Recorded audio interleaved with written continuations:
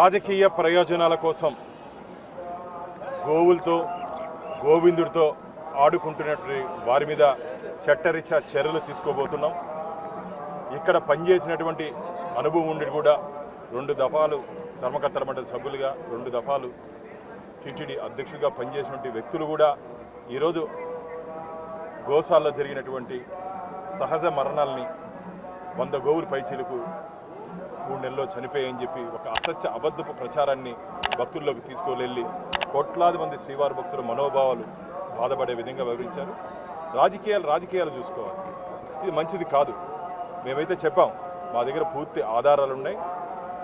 గోశాలలో జరిగినటువంటి అన్ని సంఘటనల మీద 2019 నుంచి ఈ రోజు వరకు జరిగిన సంఘటన మీద మేము ఈరోజు ఒక రివ్యూ తీసుకోబోతున్నాం. ఆ రివ్యూ అయిన తర్వాత పూర్తి స్థాయిలో వారి హయాంలో ఎన్ని జరగకూడనివి జరిగాయో, అంటే ఇన్ని రోజులు మేము ఎందుకు చెప్పట్లేదంటే వారి మారిగా మేము దేన్ని రాజకీయ చేయదలుచుకోలేదు. కానీ ఇప్పుడు భక్తుల్లో అనుమానాలు ఉన్నాయి కాబట్టి అనుమానాలు తీర్చాల్సిన బాధ్యత మా మీద ఉంది.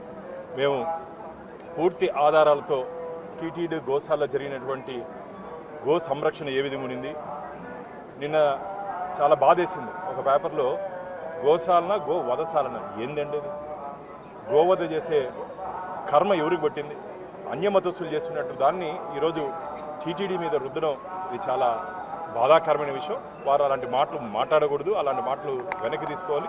రాజకీయ ప్రయోజనాల కోసం ఇది తిరుమల కాబట్టి నేను రాజకీయ ప్రస్థానం చేయట్లేదు. నేను కింద వెళ్ళిన తర్వాత నేను మాట్లాడతాను.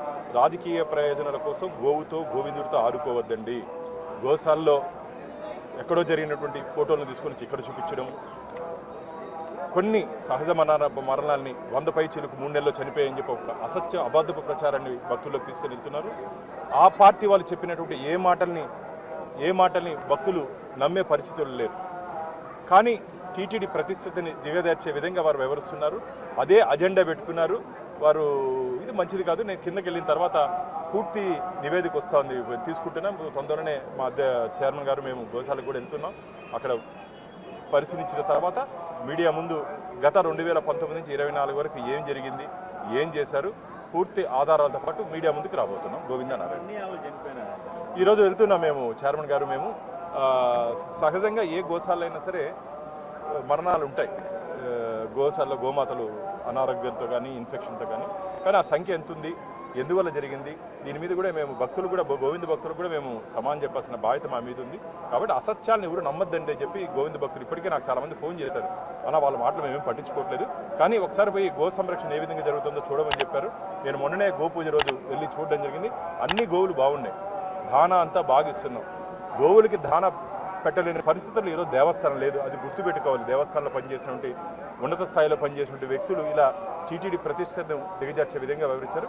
వారి హయాంలో ఏం జరిగిందో మేము మీడియా ముందు ఎల్లుండి పెట్టబోతున్నాం. పూర్తిగా లేదండి, 260 మంది సంరక్షకులతో